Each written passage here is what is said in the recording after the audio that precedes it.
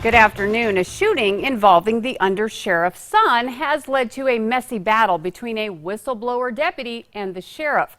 Now that former deputy says the sheriff is trying to ruin him, so he's suing. News 13's Rebecca Atkins is live at District Court with the story.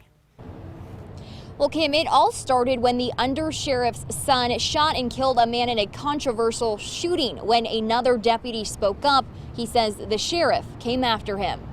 Basically, the sheriff trying to cover his ass. Attorney Sam Bregman says Bernalillo County Sheriff Manny Gonzalez is relentlessly coming after one of his former deputies. What we're trying to do is protect the kids. That's Leonard Armijo from a story we did about Halloween safety a decade ago. Armijo spoke up at a deposition last year for the undersheriff's son, Joshua Mora. A wrongful death lawsuit was filed against Mora for shooting and killing Martin Jim, the unarmed passenger in a truck stopped on Coors following a chase. He did it wrongfully and he basically murdered this person. In Armijo's sworn testimony, he said Mora was arrogant, overzealous, obnoxious, and out of tune with the training he gave him.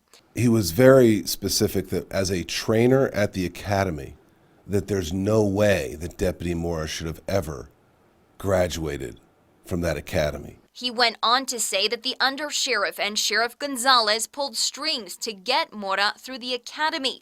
The day after the deposition, the sheriff ordered an internal affairs investigation into Armijo. Since then, Bregman says BCSO submitted a misconduct report to the state's law enforcement academy against Armijo, saying that he lied.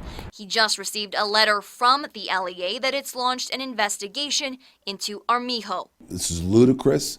It's not appropriate, and we're gonna hold the sheriff responsible in front of a jury. Now they filed a lawsuit for the sheriff's office violating the Whistleblower Act.